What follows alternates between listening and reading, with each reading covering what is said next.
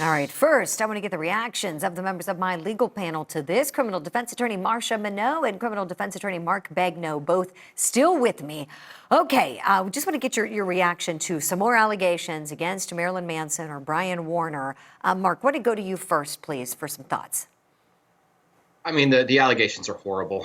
This is the third, I believe, woman that's come out and has reported this type of behavior by Marilyn Manson.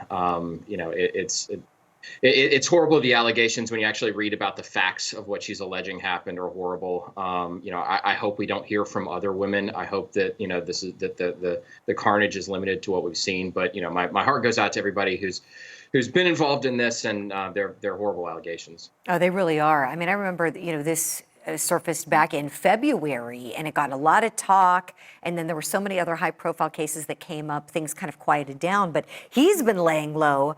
Marsha, what's your reaction to now another accuser here, Esme Bianco, coming forward against him? More accusers are always concerning, but I reserve judgment because allegations alone does not in and of itself create guilt. So in these situations, what we're going to need is thorough investigations. And we want to do that because we want to make sure we preserve the presumption of innocence for an individual who is accused of any type of offense. We are hopeful that once the evidence, comes down, that if this allegation is true, that consequences, of course, under the law are going to be extended to this individual to the fullest extent of the law. Right.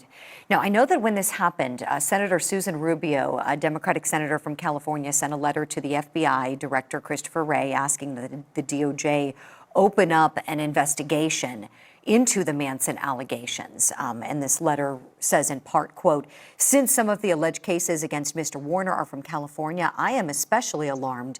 Individuals who engage in this kind of abuse are often serial offenders. If these allegations are true and no investigation is undertaken, we will be failing the victims and allowing a possible perpetrator to continue abusing unsuspecting victims. That must not be allowed to happen," end quote.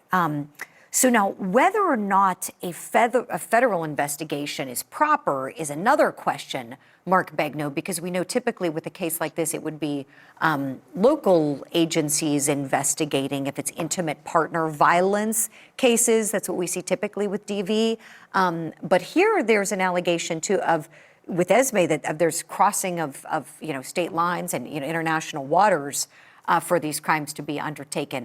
What do you think the chances are that the FBI will get involved or maybe is already involved on this one? I think, Julie, to your point, my thought would be it's unlikely. Normally we do see those as being local prosecutions. There is the crossing of state lines, and so that does become jurisdictionally potentially appropriate for federal authorities, though, again, these are typically the types of things you see investigated on a local level. My guess is that if it's not investigated on a local level, then potentially you might see the federal government stepping in. But generally, I would expect to see California handling this. Yeah, I'm with you on that one. Mark Begnaud, always great to have you on the program. You're leaving us now. Thank you so very much. Marsha, you're going to stay with us. We thank you for that.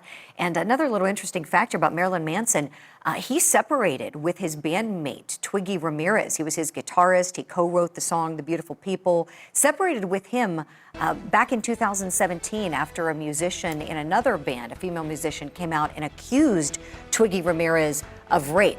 No conviction ever came from that accusation, but Marilyn parted ways with him. So just want to throw that out there. We'll be right back.